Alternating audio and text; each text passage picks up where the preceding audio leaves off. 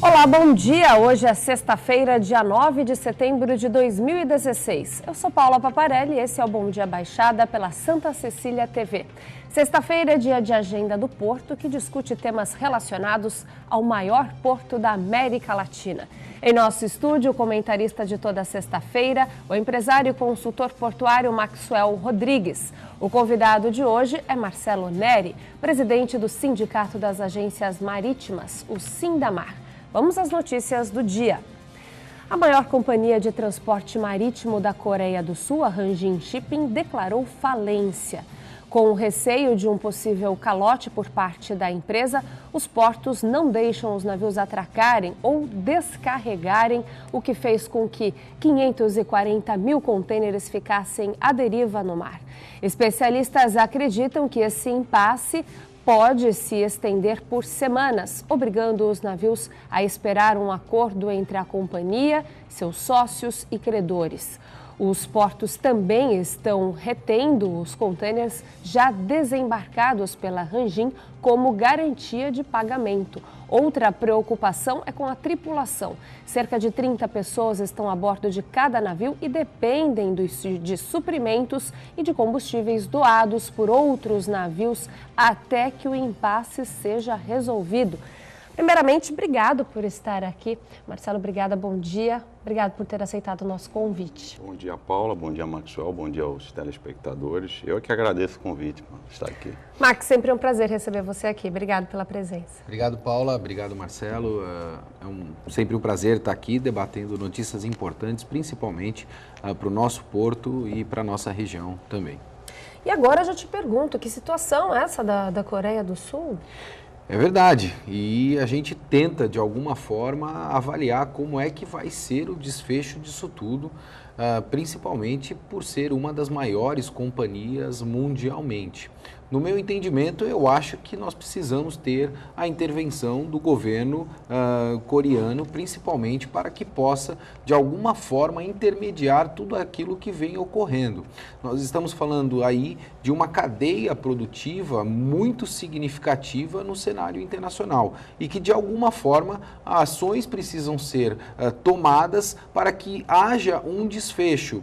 Eu entendo que se deixar da forma como está, o desfecho vai ser muito prejudicial para o comércio exterior, Paulo. Qual o impacto que isso pode trazer para a gente? Nós entendemos, e pela que a própria notícia diz, nós temos hoje algo em torno de 540 mil contêineres à deriva, né?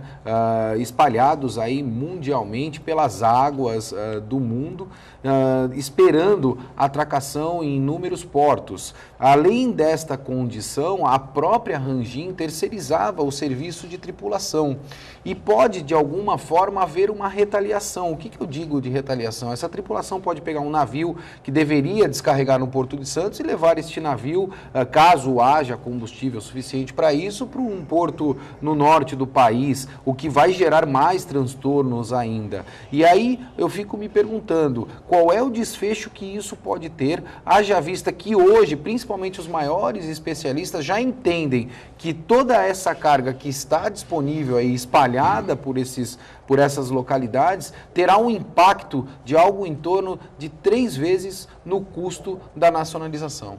Como é que você acha, na sua opinião, que isso vai ser solucionado, Max? Fiquei pensando muito em relação a essa questão ontem, para que a gente consiga ter uma avaliação desse tipo de desfecho e principalmente o impacto que tudo isso vai gerar. Como nós estamos falando de produtos acabados e a China ela é um país que exporta muito produto acabado, nós podemos entender que esse impacto ele vai ser significativo principalmente em tudo aquilo que nós necessitamos para bens e serviços. Então, o que eu quero pontuar com isso? Aquela placa do computador que nós necessitamos, a manutenção do nosso celular, meios que naturalmente nós precisamos para utilização no nosso dia a dia, principalmente em virtude desses produtos bem acabados que são exportados da China, né? E que hoje estão represados de alguma forma. Além disso, eu ainda não tenho 100% dessa informação, mas creio que teremos impactos também nas festas de final de ano, porque principalmente existem muitos produtos que são exportados nesse período de setembro, o comércio exterior ele se aquece muito em meados de setembro e outubro em virtude das festas de final de ano internacionalmente, e esses produtos também podem de alguma forma ficar represados, elevando os preços de outros produtos relacionados à oferta e demanda dos produtos e serviços no modo geral, Paulo. Marcelo, um caso sério esse, né? Aqui, pela informação, esse problema, esse impasse pode se estender aí por semanas. Sim, eu começaria pela última citação do Maxwell, que é a questão das festas de fim de ano, né? Principalmente o mercado americano, os Estados Unidos, é muito dependente dessas linhas de contêineres. Rangin é uma empresa muito forte no mercado, mas é um problema muito complexo, porque exige especialistas do setor. O direito marítimo entra forte nisso. Você tem mar territorial, você tem os navios que não são autorizados a atracar, porque tudo é a questão de remessa de numerário, né? Então você tem os portos que já sabem que a empresa está nessa situação e não vão ser pagos, né? Ou seja, as despesas portuárias. Mas a gente vinha conversando, até eu conversava com o Maxwell, a capacidade de gestão da empresa. É surpreendente para mim, primeiro porque é uma empresa da Coreia do Sul, né? Então é um povo, é uma cultura que tem no seu modelo mental a capacidade de poupar, né? De poupança, né? E você vê uma situação, é claro que as empresas hoje elas são aglutinadas, uma empresa comprando outra, a empresa vai se tornando muito grande e a capacidade de administrar fica aquém mesmo em termos de controle, né? Então é surpreendente para mim. Por outro lado, você pode até traçar um paralelo à gestão pública, à gestão privada, né? É capacidade de poupar, né? Eu vinha conversando com outros armadores, né? Porque realmente a crise, ela afetou, desde a primeira crise de 2008, depois veio a segunda crise forte, ela afetou primeiro os modais marítimos de transporte, né? E os armadores estão sofrendo bastante, o frete está muito baixo, né? Mas armadores que, olha, eu vou ter um prejuízo de 60 milhões de dólares o ano que vem. Mas aí eu perguntava, a gente comentava antes, né, Maxwell, como você está construindo navios que vão ser entregues ainda, como? Mas nós podemos, nós temos poupança para isso. Então, algumas empresas, elas saem um pouco desse eixo, se gasta mais do que se poupa. E aí a gente traça paralelo com o governo também, né? Quer dizer, você não faz a lição de casa, que é na época de vacas magras, né? Como a crise que a gente atravessa agora, que afetou muito o transporte marítimo, a gente tem a condição de passar essa época, esse período, para depois se levantar, né? Como solucionar um problema como esse? Eu acho que... primeiro, talvez a intervenção governamental, nesse caso, que é um caso extremo, e segundo, que com certeza as seguradoras vão entrar na linha de resolução, porque essas empresas têm seguro, né? E aí começa todo um trâmite, um processo, talvez até um pouco longo, porque eu acredito que aí as cifras sejam muito altas, mas as seguradoras... o caminho para a resolução dos problemas são as seguradoras, né? Tá certo. Bom Dia Baixada vai para um rápido intervalo. No próximo bloco você vai conhecer e saber um pouquinho mais sobre o Sindamar. Fique com a gente, voltamos já. Voltamos com o Bom Dia Baixada. Quase 900 brasileiros foram impedidos de entrar em território europeu nos 3 primeiros meses de 2016, segundo a Agência de Controle de Fronteiras da União Europeia. O endurecimento da política migratória fez com que esse fosse o maior índice nos últimos 5 anos. A Comissão Europeia não comentou os motivos desse crescimento, mas acredita ter relação direta com o maior volume de brasileiros tentando chegar sem visto para fugir da crise no Brasil. Em 2014, os brasileiros chegaram a sair da lista dos mais barrados da Europa, mas desde 2015 o número voltou a subir. A nova alta fez o país atingir a 8ª posição entre as nacionalidades mais barradas em 2016. Se a tendência for mantida, mais de 3 mil brasileiros poderão ser devolvidos até o fim do ano. Situação complicada aí no mercado de trabalho. Quem quer fugir pensa numa alternativa ir para fora do país. Mas essa talvez não seja a melhor solução. Bastante complexo também, porque tem a questão humanitária, né? E a questão que outros países também já têm seus problemas, né? E com essa questão da migração e imigração, você tem os problemas de outros países vindo para o seu território. Então, a crise realmente ainda é bastante forte, né? No Brasil, eu costumo dizer que talvez a gente ainda não tenha chegado no fundo do poço, né? Infelizmente. A profundidade talvez seja um pouquinho maior. Seja um pouquinho maior. Né? Dragaram a profundidade. Eu acho Dragaram a que crise. vai necessitar uma dragagem. Só falando assim e rindo, infelizmente, dessa situação. Mas o Marx, ele tem uma linha de raciocínio interessante. Se eu não me engano, ele falou isso aqui, eu acho que nos primeiros programas que eu te entrevistei, né, Max? Que eu acho que é uma esperança da gente de tentar ver que quando acontece uma situação dessa de crise, repete para o pessoal de casa, Max. Toda vez que nós temos uma situação de crise, é uma excelente oportunidade para que a gente possa rever conceitos. E toda vez que a gente tem a oportunidade de rever conceitos, nós temos o poder da comparação. E toda vez que a gente compara, nós temos a oportunidade de melhorar tudo aquilo que nós podemos fazer.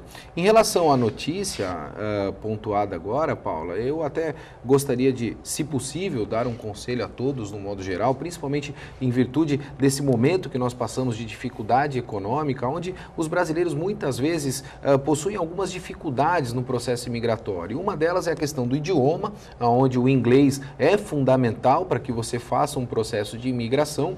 E uma segunda condição, que é de suma importância, é que você evite qualquer tipo de brincadeiras e tente responder às perguntas do agente de imigração de acordo com que elas são formuladas. Ou seja, não tente explicar mais além daquilo que é eventualmente necessário. A gente percebe que nós, brasileiros, nós somos assim. A gente gosta de formar amizades, entre outras condições que fazem parte da nossa cultura. Mas num processo de imigração é um processo sério. Você tem que ter uma motivação para estar lá e uma razão pela qual você vai permanecer naquele país durante um determinado período. E se você não consegue justificar isso de forma clara para o agente de imigração, muito possivelmente você vai estar bem enrolado dentro desse processo. É complicado. Vamos falar do Sindamar? Sim. Marcelo, explica um pouquinho para a gente o que faz o Sindamar, o que é o Sindicato de Agências Marítimas. Bem, o Sindamar é uma entidade sem fins lucrativos, né, que congrega aí 52 associadas, agências marítimas, representando aí legalmente, buscando os interesses dessas entidades econômicas, onde o território está baseado no estado de São Paulo. Então, o que é uma agência marítima, né? Que é associada do sindicato? A agência marítima, o agente marítimo, pouca gente conhece o agente marítimo, né? É um trabalho bastante específico, né? Dentro da cadeia do comércio exterior, desse segmento de logística portuária. E mesmo aqueles que trabalham no comércio exterior, às vezes não conseguem vislumbrar o que o agente marítimo faz. Para resumir assim bastante, o agente marítimo ele cuida de toda a vida do navio no porto. Então, quer dizer, quando você vê um navio entrando na Barra de Santos, entra atracando e depois tem a sua operação de carga ou de descarga e depois a saída, a desatracação e saída do navio zarpando para o seu destino, você tem um ator, que é o agente marítimo, um profissional, que cuida de tudo do navio, desde a entrada do navio, marcando praticagem, rebocadores, enfim, desde também passando pela questão de você estar vendendo as coisas para bordo, no sentido de fornecendo água, fornecendo materiais, reparos navais, a parte documental também, que é a parte de carga e descarga, os documentos do comércio exterior, o agente marítimo que produz, né, os conhecimentos de barco, manifesto de carga, e toda a interação. Eu costumo dizer que o agente marítimo ele faz esse papel catalisador, né, é um ponto fulcral.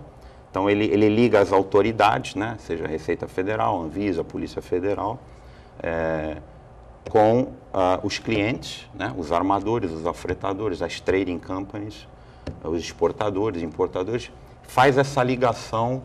Então ele produz informação, né? Assessora, no assessora, caso. ele liga as pontas e tem um papel preponderante nessa ponta de logística do comércio exterior, que é onde eu falo ponta, porque é onde termina, né? Você tem a logística interna e é no porto que vai embarcar no navio para sair para o exterior. Então, o agente marítimo, ele condensa essas informações, tem um poder muito grande nas mãos, porque a informação é poder, né? Hoje a informação trabalhada, mas ainda, então ele produz estatísticas, enfim, mercado para os clientes.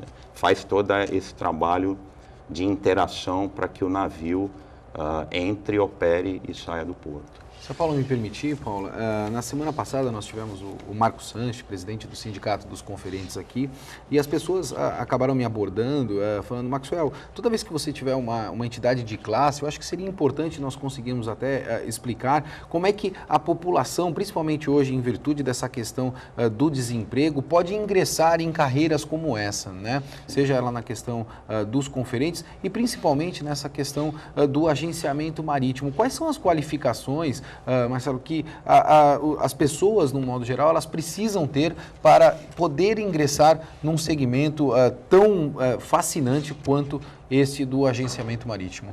Excelente gancho, pergunta, porque vem um pouco da questão do item anterior da pauta, né? A questão da crise, imigração, o pessoal tendo que sair da empregabilidade, né? E tudo isso. Eu participava recentemente de um café com empresários na universidade e eles me perguntavam o que o empresário espera do profissional, principalmente do universitário, né? Porque você tem a crise, né? Você mesmo citou que você tem crise, dificuldade, que gera uma oportunidade, e a oportunidade geralmente gera uma melhoria. Então, a questão do modelo mental da pessoa, né? A parte técnica é importante, né? Principalmente a língua inglesa, né? Comércio exterior, logística, ele demanda a língua inglesa. É o mínimo, né? É o mínimo. Eu costumo dizer que é que nem o salva-vidas, né? O salva-vidas precisa nadar, né? Saber nadar, né? Então, no comércio exterior, na logística, no porto, você precisa falar inglês. Porque você vai ver o teu dia inteiro com a língua inglesa.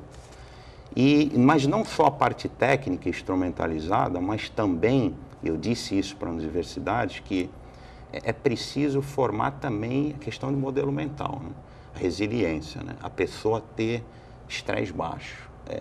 Você saber enfrentar problemas, né? Então, quer dizer, você às vezes tem pessoas que não conseguem se manter no mercado de trabalho, não só pela questão técnica, mas pela questão emocional também. Sim. E as universidades, às vezes, elas não atentam muito a isso, né? Ter na grade Então, quer dizer, para responder a tua pergunta mais diretamente, para o agente marítimo, a língua inglesa é um fator preponderante. E você, a parte técnica, você vai aprendendo. Nós mesmos, na empresa, costumamos pegar pessoas sem experiência, né? Os jovens sem experiência para formar, até por conta da cultura, os valores da empresa. E aí, agora me explica uma coisa, aproveitando o gancho da pergunta do Max. As pessoas, já que a gente está falando, abriu caminho para falar sobre empregabilidade, quais as funções que atuam dentro de uma agência marítima, para que as pessoas que tenham interesse em entrar para esse tipo de mercado possam se capacitar, buscar que tipo de curso que essas pessoas podem buscar, que fazem parte desse teu sindicato dentro de uma agência marítima? O Sindamar, ele já promove alguns cursos, né? Nós damos cursos, é claro que para... Onde fica o Sindamar? Sem querer te interromper, já para a pessoa... O sindicato fica na Rua do Comércio, né? Na verdade tem duas saídas, porque é aquele edifício Rubiacha, tem uma para Praça da... Centro de Santos. No Centro de Santos. E a gente promove nós promovemos alguns cursos, mas é para a categoria, né? Para as associadas, para os funcionários. Mas para responder a tua pergunta, um curso de logística, um curso de gestão portuária, dentro de uma agência marítima, por exemplo, você vai mexer com a parte documental, exportação e importação, né? Os conhecimentos de embarque, produção de documentos. A língua inglesa, volto a dizer, é muito importante, porque você vai escrever relatórios em inglês, vai ler relatórios em inglês, vai falar com o armador pelo telefone, né? Com o afretador, com a trading. E você passa por várias áreas, desde a área financeira, de custeio de uma agência, que é fechar contas de custeio de um navio. A gente falava da Ranjin, né? O navio entra no porto, tem uma série de custos que você vai pagar ao porto, a autoridade portuária, taxas da Anvisa, da Receita Federal, enfim. Você prepara um custeio, então a parte financeira de custeio, né? Pessoas que cursam aí, por exemplo, a gestão financeira, esse tipo de tarefas, né? E também outras áreas, como, por exemplo, o visitador de navios, né? O visitador de navios é a pessoa o operador de navios. É a pessoa que vai a bordo do navio, que quando o navio entra, libera o navio perante as autoridades, né? Depois vai fazer o relatório para os clientes, para o armador, o que está acontecendo, o navio já atracou, aonde que ele atracou, já iniciou o carregamento, faz um relatório que a gente chama de relatório de fatos. Então, não tem assim muito um curso específico, né, de shipping agent, ou seja, de agente marítimo, não tem uma faculdade para isso. O que tem são todos os cursos, até universitários, que estão aí ao redor dessa profissão. Né? Que agregam. Que agregam logística, gestão portuária, ia falar comércio sobre exterior. Isso. Tem cursos de pouco tempo, né? Cursos de extensão, cursos de 2 anos, como logística, gestor portuário, gestão portuária, então que agregam a esse tipo de serviço. Que agregam exatamente, que te deixam, ou seja, aquela inquietude intelectual para você poder até servir o teu cliente de forma melhor. Né? Como é que a crise pegou esse setor, hein? São segmentos diferentes, né? Realmente o segmento que a gente chama de segmento liner, né? Que é o segmento de containers, foi muito mais afetado do que, por exemplo, o segmento de grãos, de granel. Então, o segmento de grãos, de granel, por exemplo, o segmento de soja, de milho, de açúcar, né? Ele foi muito menos afetado. Né? Então, eu até costumo também dizer que o mercado agrícola vem carregando e vem salvando o país, o Brasil, vem carregando o Brasil nas costas, inclusive nessa crise, né? Que recordes são batidos mesmo no meio de crise, né? Então, a tecnologia é muito grande no nosso país, as áreas de produção só crescem, né? Se você for pegar o Brasil, por exemplo, comparando com os nossos principais concorrentes, que são os Estados Unidos e a Argentina, em termos de produção de grãos de soja para exportação para o consumo interno, esses dois países, Estados Unidos e Argentina, não tem mais para onde crescer em termos de extensões de terra, né, cultiváveis. E o Brasil, você tem uma região, para dar um exemplo, Mapitoba, né, que a gente chama, que é o Maranhão, Piauí, Tocantins e Bahia ali, que é uma segunda área de produção fora do Mato Grosso, que é um país de Portugal dentro do Brasil só de terras cultiváveis, ainda para se cultivar. São 34 milhões de toneladas que você tem aí até 2020, 2025. Então, é uma área que, até a gente está falando de empregabilidade, em termos de comércio exterior, ou mesmo de produtividade, só na área de produção, é uma área que eu indico para o jovem adentrar, porque é uma área que não tem crise. É uma área que não tem crise, é uma área que a crise não chegou.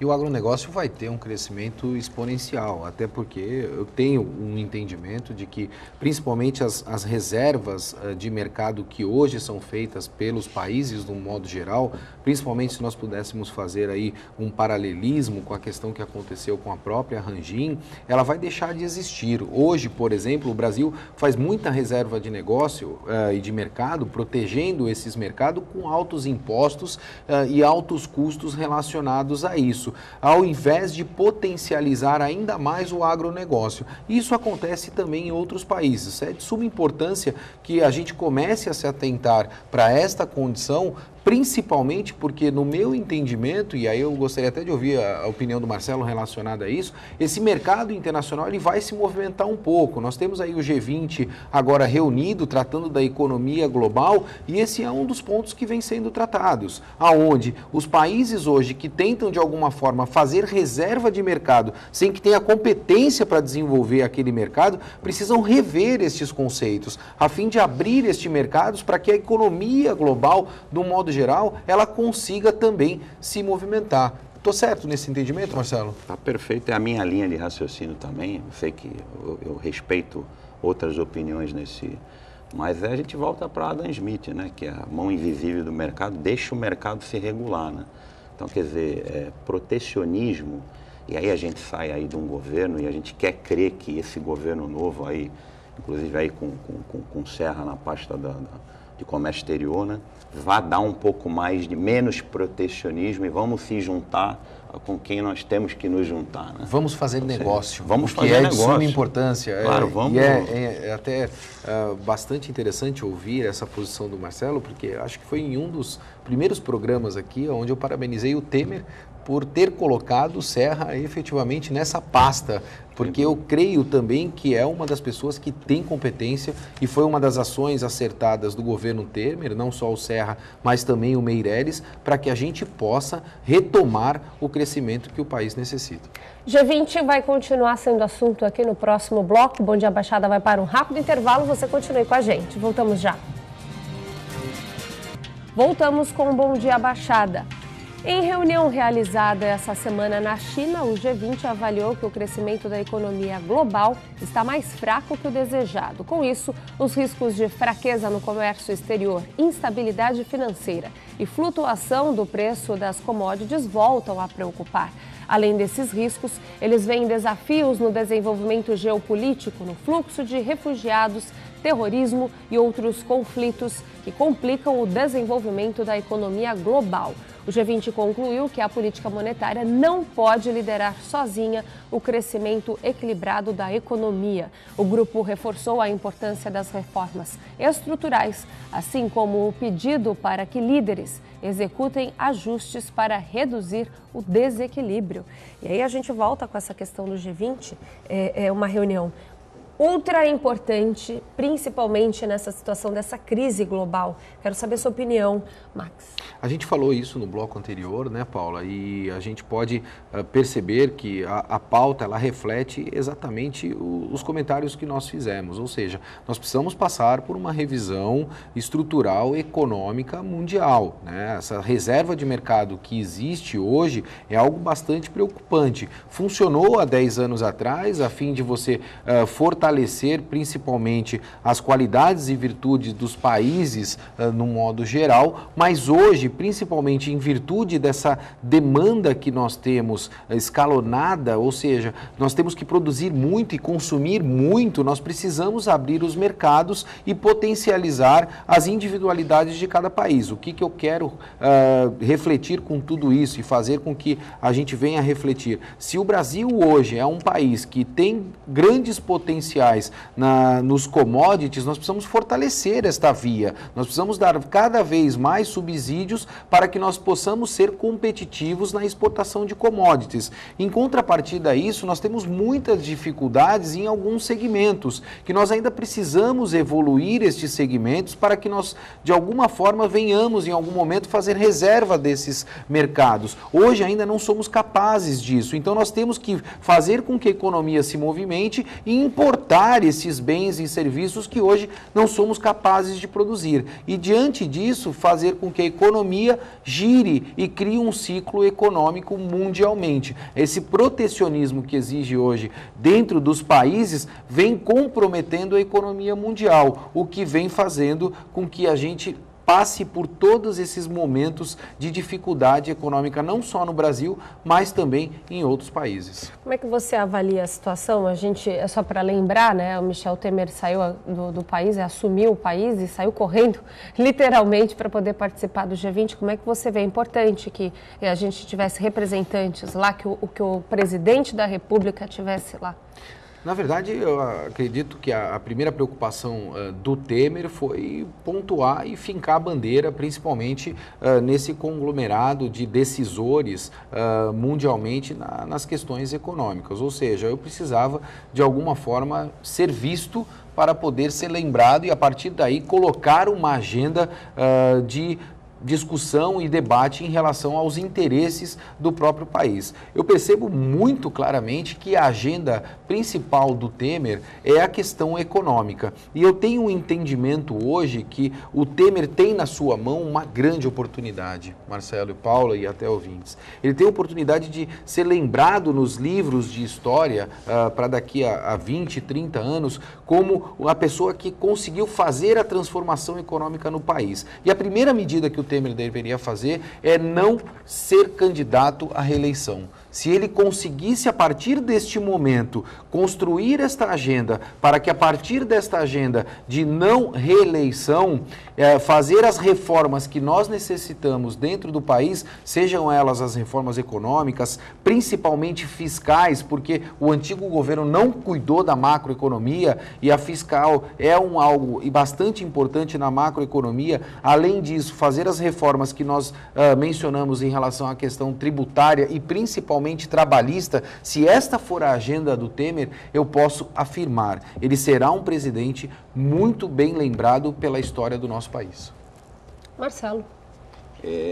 Corroboro todas as palavras do Max. Eu quero crer que a agenda do Temer seja essa mesmo. Eu sou otimista, até pelas primeiras ações que ele já vem tomando, Serra na pasta do comércio exterior, o que o Serra vem dizendo já, o que já não vinha sendo feito faz tempo, aliás, uma catástrofe, a pasta de comércio exterior, Itamaraty, enfim, com o governo anterior. Estava abandonada essa comunicação aí? Porque eu escuto muitas pessoas falarem que o Serra ele veio realmente agregar e muito a pasta. O problema é que você tem que ser técnico, né? Você tem que ter gestão, você não pode ter ideologia, principalmente numa pasta de comércio exterior, né? Então, quer dizer, existia muita ideologia dentro de uma pasta que praticamente você lida aí com outras culturas e enfim, né?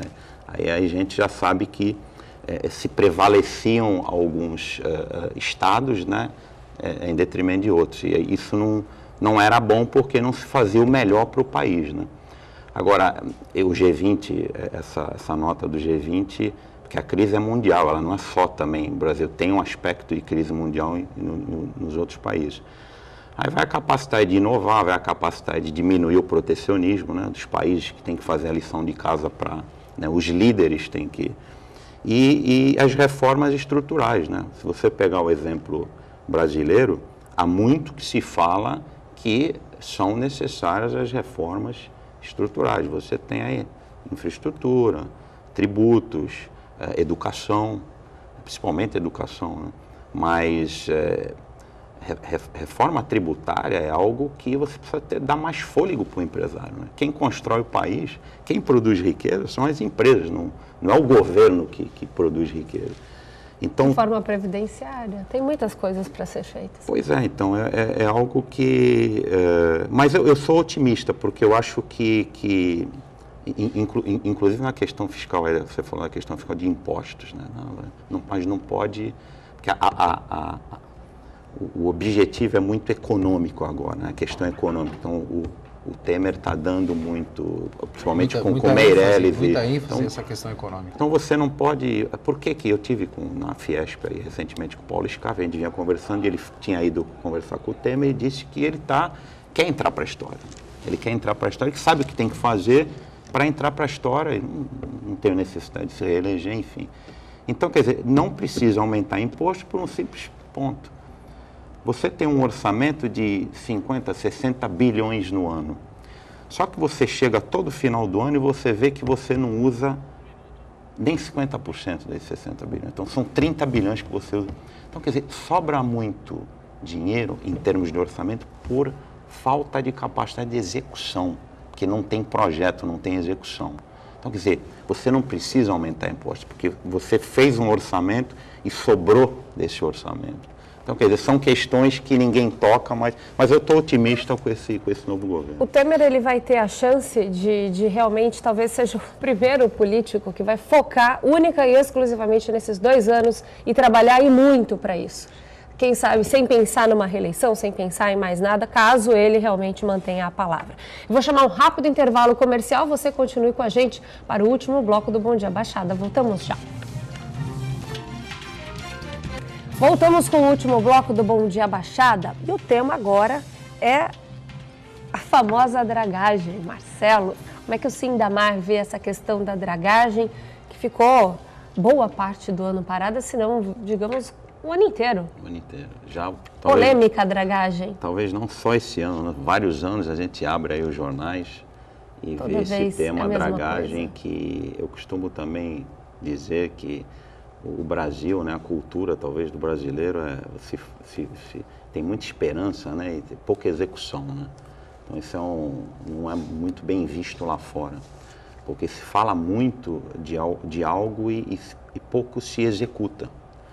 E a dragagem, ela tem, obviamente, alguns problemas complexos, que são as teses aí de meio ambiente, né? Você tem os estudos de meio ambiente, que já por si só já são caríssimos, né? Para você fazer um planejamento de dragagem. Mas tem também, não só a questão do canal, né? Da dragagem do canal, mas a dragagem dos berços também, né? Porque, na verdade, os navios não atracam no canal, atracam nos berços, né? E como a estrutura dos berços, elas são muito antigas, para você pegar o Porto de Santos, você tem que fazer a questão de estaqueamento, tudo que não é barato, não é uma obra barata. E problemas aí jurídicos, né, que você tem a dragagem na mão do governo, mas também um pouco na mão da iniciativa privada. Mas é preciso se dizer uma coisa sobre a dragagem que pouca gente fala, que por que se aprofundar um porto, ou se aprofundar um berço, né? Você tem aí os mega navios, né, os mega ships, mega navios, que são construídos, mas eles têm que ser construídos em sinergia com os portos. Se os portos têm condição a receber esses navios, né? E às vezes, para um determinado nicho de mercado, porque tudo é o mercado, é a demanda, são as cargas, você não necessariamente precisa de dragagem, precisa de um aprofundamento. Por exemplo, se você pegar um terminal novo de soja e você vê que esse terminal novo é de uma determinada empresa, que o nicho dessa empresa, o mercado, é para você carregar para a China, e você vê que os portos na China só podem ir até 40 pés, por que você vai fazer um aprofundamento para 45 pés, por exemplo? Então, quer dizer, às vezes não tem necessidade de você fazer o aprofundamento, porque o mercado é que vai dizer o que se necessita, né? Só para pegar um gancho, Marcelo, sem cortar a sua linha de raciocínio, a gente fala tanto aqui do Porto de Santos, que está atrasado há quantos anos? 40 anos? Chegamos nessa margem? A cada sexta-feira acrescentam 10, cada convidado vem aqui acrescentar 10. Tiro brincadeira à parte, mas vamos colocar de 30 a 40 anos. Então, acho que a linha de raciocínio seria até o contrário. Então, de que adianta um investimento, às vezes, até num porto em outro país, sendo que aqui a dragagem não funciona? Estou pegando esse gancho só para a gente falar, principalmente da dragagem no Porto de Santos, que é um problema e uma polêmica. Com certeza, não é o tipo de problema que acontece em portos muito mais modernos que o nosso aqui. Mas cabe só uma colocação devido ao problema que a gente enfrenta, né? O porto está desatualizado, o Porto de Santos, há muitos anos. Então, cabe uma colocação como essa. Sim, cabe. Alguns terminais, algumas fainas, né, que a gente fala, não, porque... Se você for pegar os terminais de granel, né, de soja, embora a gente talvez não deva nada para outros países, né? As pranchas de embarque, né, ou de descarga, no caso de mercadorias a serem descarregadas, são boas, né, em comparação com... Mesmo os terminais de containers, os terminais novos, não deixam muito a desejar em termos de movimento mas eu acho que está atrasado em relação ao todo, né? Em termos de profundidade. Eu acho que quando a gente fala de porto, nós estamos falando do condomínio, né? Então, condomínio, porto. Nós não podemos Nossa casa está desatualizada. A questão da ilha, né? Então, assim, nós temos aí dentro desse arquipélago várias ilhas, e que são os terminais privados. Esses terminais privados, nós já mencionamos isso, Marcelo, fizeram os investimentos necessários e, principalmente, possuem hoje bastante tecnologia embarcada a fim de serem competitivos operacionalmente. Este ponto, eu acho que nós já superamos, nós já discutimos isso e eles estão capacitados para isso. O que falta hoje é nós fazermos com que essas ilhas isoladas se tornem um grande arquipélago e que esse arquipélago ele tenha, de alguma forma, um maestro que consiga conduzir todo este processo, o que não vem ocorrendo principalmente dentro do nosso Porto de Santos. Então, eu acho que a gente tem hoje hoje, por exemplo, essa questão da dragagem, onde existem uma série de percepções e principalmente pontos diferentes em relação à demanda e necessidade, então é de suma importância que eu tenha algum ator que venha regular isto, que de algum momento sente com todos aqueles que são interessados dentro desse processo e se tome uma ação efetiva, a fim de contribuir com o Porto de Santos. Eu não posso fazer com que um processo como esse se arraste e perdure por anos, como vem ocorrendo. Nós percebemos aí que a empresa vencedora da licitação para a execução desse serviço está algo em torno aí de 1 ano e meio a quase 2 anos para receber uma ordem de serviço. Isso é um processo muito moroso, ou seja, mostra mais uma vez a ineficiência e a incapacidade, principalmente do poder público, em gerir os seus processos para que dê celeridade dentro não só da economia ou tudo aquilo que o Porto de Santos necessita como serviços e produtos dentro da nossa cidade. Marcelo. Sem dúvida, equacionar os interesses de cada um, né, porque você falou, cada terminal tem o seu nicho de negócio, com o interesse do todo é que é o grande desafio, né? Porque você tem aí o Porto de Santos aí atrasado como um todo, um condomínio, né? Mas você tem alguns terminais indo bem ali no seu nicho, né? Com os equipamentos, não devendo nada para nenhum país do mundo. Mas eu acho que no todo, esse planejamento estratégico do todo, e a gente novamente não tem essa cultura do planejamento, né? Você vê aí até a nossa matriz logística, né, de ferrovia, rodovia, como é que fica no Brasil como um todo, o continente, né? Então você tem que pensar o todo e ter uma visão macro um pouco mais a longo prazo, né? Não a curto prazo. Você vê como é engraçado quando a gente fala em pensar no todo, né? Nós estamos aí acompanhando pela mídia a divulgação da nova entrada, o novo acesso à cidade de Santos. Em nenhum momento eu percebi a participação, principalmente seja da Codesp ou dos atores portuários envolvidos nesse projeto. Nós temos hoje o maior porto da América Latina, a cidade se beneficia significativamente de todos os impostos inerentes ao porto, e o porto, por sua vez, que tem grande impacto no acesso da cidade, não participa de um projeto como esse. Então, mais uma vez, nós demonstramos aí que a gente não pensa no todo. E o porto, de um modo geral, em um projeto como esse, além da dragagem, deveria participar e ser um ator fundamental em virtude dos impactos logísticos que nós temos nas rodovias. E você me permita rapidamente, que isso é muito importante dizer, essa questão de planejamento, né? Temos sim problemas no porto, mas são muito menores do que tínhamos antes. O nosso grande problema logístico hoje são os acessos viários. Os acessos viários são, se você observar que 80% das nossas estradas a nível municipal, né, a nível federal, são melhores, mas a nível municipal 80% das nossas estradas não são pavimentadas. 80% das estradas não são pavimentadas. É uma catástrofe para você levar o grão, por exemplo, do Mato Grosso para o Arco Norte, né?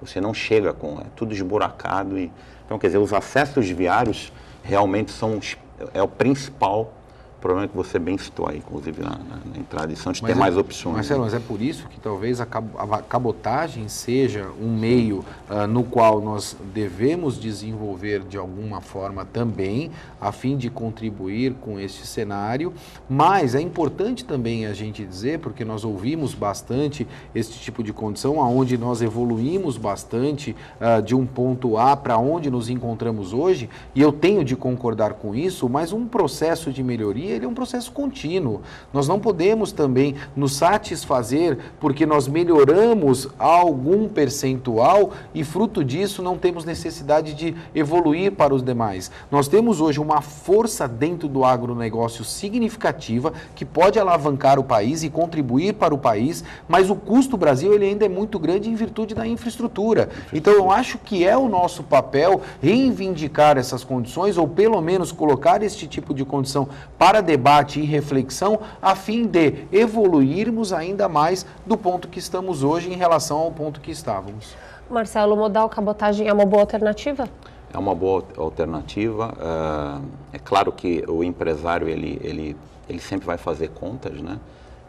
entre os modais, né? Porque você tem que colocar na ponta do lápis e ver se realmente a cabotagem ela é... Mas a cabotagem ela tem o frete mais barato que o rodoviário, já de cara, né? Além de você emitir menos poluentes, a questão do meio ambiente, né? Então, para a cabotagem, isso é um fator preponderante para você desenvolver a cabotagem, mas é preciso que o governo dê mais condições para a cabotagem, em questões de taxação, principalmente, né? Então, você tem a cabotagem como um modal que poderia suprir muito dessa falta, dessa falha em infraestrutura que nós temos no país, né? E desafogar também as estradas. Porque nós somos extremamente dependentes da matriz rodoviária, né? E você vê quando tem greve dos caminhoneiros, no início de safra de soja, eles têm, na mão deles, eles fecham 5 saídas do Mato Grosso, que vem para baixo e vai para cima, para o norte, tudo. E parou tudo. Então, quer dizer, a cabotagem ela seria uma opção, uma alternativa também para isso, né? Como é que você avalia isso, Maxwell? Como eu havia dito, Paulo e Marcelo, eu acho que a gente, não só nós, mas a economia, ela vive de ondas, né? Nós temos ondas que elas devem ser surfadas em relação à demanda que existe do mercado. E a cabotagem, a gente percebe que é um modal que vem sendo desenvolvido internacionalmente e nós precisamos debater este modal no país, principalmente com o amparo do governo, para que possa contribuir, principalmente em todos esses acessos e necessidades logísticas que o país possui hoje, principalmente porque o Brasil possui dimensões continentais, e isto é de suma importância para a economia, como nós temos hoje referenciado inúmeras vezes, para fortalecer este modal. Eu acho que essa é a próxima onda, e essa onda nós precisamos surfar, nós não podemos deixar esta onda passar e não tirar proveito deste modal, que é um dos modais que, volto a dizer, vem sendo muito desenvolvido internacionalmente, principalmente nos outros continentes. Bom, infelizmente o nosso tempo é curto, o Bom Dia Baixada vai chegando ao fim. Queria agradecer aqui a presença dos nossos convidados. Obrigado por estar aqui, Marcelo, com a gente, trazer sempre informações diferentes, que esse é o nosso propósito, principalmente quando se trata do maior porto da América Latina. Eu que agradeço, é um enorme prazer estar aqui com vocês. Max, sempre um prazer receber você aqui no programa. Obrigado, Paula. Obrigado, Marcelo. Gostaria de pontuar mais uma vez que a produção do programa está de parabéns, principalmente em virtude dos convidados que nós temos, aumentando e qualificando o debate dentro do maior porto da América Latina. Obrigado, Max. Obrigado, Marcelo. Bom Dia Baixada fica por aqui, sempre desejando para você um excelente fim de semana. Lembrando que o programa de hoje reprisa às 5 horas da tarde. Nos encontramos segunda-feira, às 8h05 da manhã. Espero você. Até lá.